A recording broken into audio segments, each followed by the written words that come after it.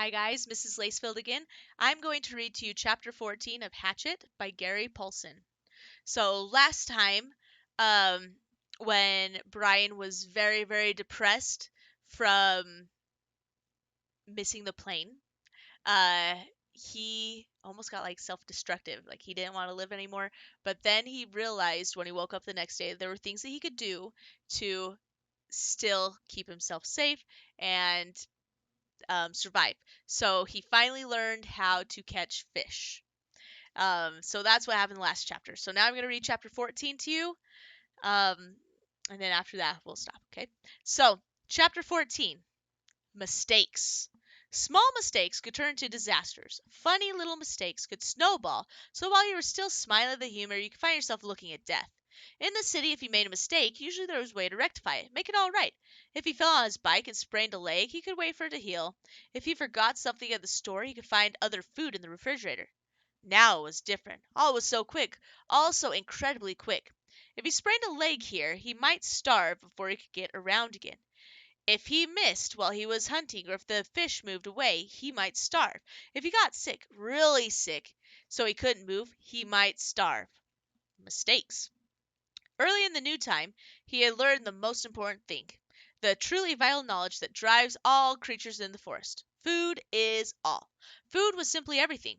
All things in the woods, from insects to fish to bears, were always looking for food. It was the great single driving influence in nature. To eat. All must eat. But the way he learned it almost killed him. His second noon night, stomach full of fish, and the fire smoldering in the shelter, he'd been sound asleep when something, he later thought it might be smell, had awakened him. Near the fire, completely unafraid of the smoking coals, completely unafraid of Brian, a skunk was digging where he'd buried the eggs. There was some sliver of moon, and the faint pearl light he could see the bushy tail, the white stripes down the back, and he nearly smiled. He did not know how the skunk had found the eggs. Some smell, perhaps some tiny fragment of shell, had left a smell, but it looked almost cute, with its little head down, its little tail up as it dug, kicking the sand back. But those were his eggs, not the skunk's, and the half smile had quickly been replaced with fear that he would lose his food, and he grabbed a handful of sand and thrown it at the skunk. "Get out of here!"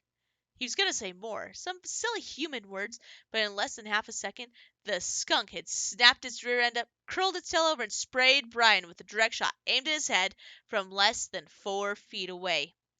In the tiny confines of the shelter, the effect was devastating. The thick, sulphurous, rotten odor filled the small room, heavy, ugly, and stinking. The corrosive spray that hit his face seared into his lungs and eyes, blinding him. He screamed and threw himself sideways, taking the entire wall off the shelter, screamed and clawed out of the shelter, and ran to the shore of the lake.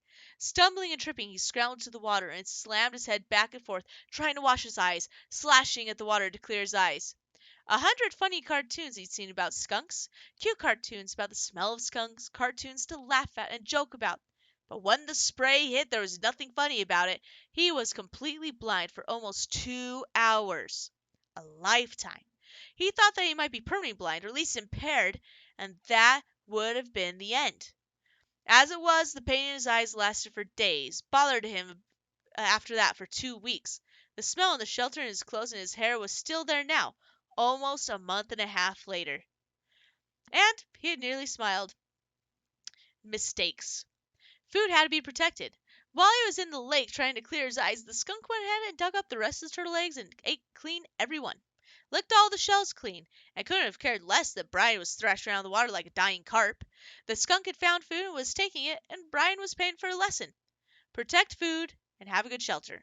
Not just a shelter to keep the wind and the rain out, but a shelter to protect, a shelter to keep him safe. The day after the skunk, he set about to make a new good place to live. The basic idea had been good. The place for his shelter was right. He just hadn't gone far enough. He'd been lazy. But now he knew the second most important thing about nature that drives nature. Food was first, but the work for the food went on and on. Nothing in nature was lazy. He had tried to take a shortcut and paid for it with his turtle eggs, which he'd come to like more than chicken eggs from the store. They'd been fuller somehow and had more depth to them. He set about improving his shelter by tearing it down. From dead pines up the hill, he brought down heavier logs and fastened several of them across the opening, wedging them at the top and burying the bottoms in the sand. in the sand.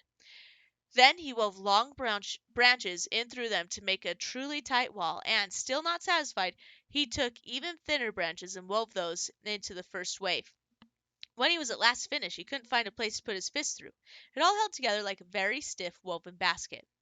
He judged the door opening to be the weakest spot, and here he took special time to weave a door of willows in so tight a mesh that no matter how a skunk tried, or porcupine, he thought, looking at the marks on his leg, it couldn't possibly get through. He had no hinges, but by arranging some cut off limbs at the top of in the right way, he had a method to hook the door in place. And when he was in, and the door was huge, he felt relatively safe.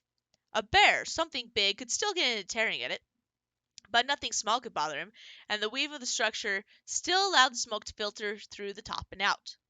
All in all, it took him 3 days to make the shelter, stopping to shoot fish and eat as he went, bathing 4 times a day and trying to get the smell of skunk to leave. When his house was done, finally done right, he turned to the constant problem: food. It was all right to hunt and eat, or fish and eat, but what happened if he had to go a long time without food?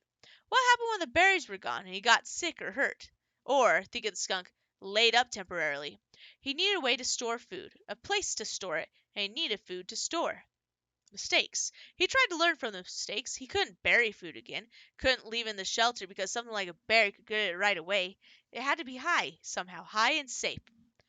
Above the door to the shelter, up the rock face about 10 feet, was a small ledge that could make a natural storage place, unreachable to animals, except that it was unreachable to him as well. A ladder, of course. He needed a ladder, but he had no way to fashion one, nothing to hold the steps on, and that stopped it until he found a dead pine with many small branches still sticking out. Using his hatchet, he chopped the branches off so they stuck out about 4 or 5 inches, all up along the log. Then he cut the log off about 10 feet long and dragged it down to his shelter. It was a little heavy, but dry, so he could manage it, and when he propped it up, he found he could climb to the ledge with ease, though the tree did roll from side to side a bit as he climbed. His food shelf, as he thought of it, had been covered with bird manure, and he carefully scraped it clean with sticks. He'd never seen birds there, but that was probably because the smoke from his fire went up right across the opening and they didn't like smoke. Still, he had learned, and he took time to weave a snug door for the small opening with green willows, cutting it so it jammed in tightly, and when he finished he stood back and looked at the rock face, his shelter below, the food shelf above, and allowed a small bit of pride to come. Not bad, he thought. Not bad for someone who used to have trouble greasing the bearings on his bicycle. Not bad at all. Mistakes. He had made a good shelter and food shelf, but he had no food except for fish and the last of the berries, and the fish, as good as they still tasted then, were not something he could store. His mother had left some salmon out by mistake one time when they went on an overnight trip to Cape Hesper to visit relatives. And when they got back, the smell filled the whole house. There was no way to store fish. At least, he thought, no way to store them dead. But as he looked at the weaved structure, a thought came to him, and he moved down to the water. He had been putting the waste of the fish back in the water, and the food had attracted hundreds of new ones. I wonder.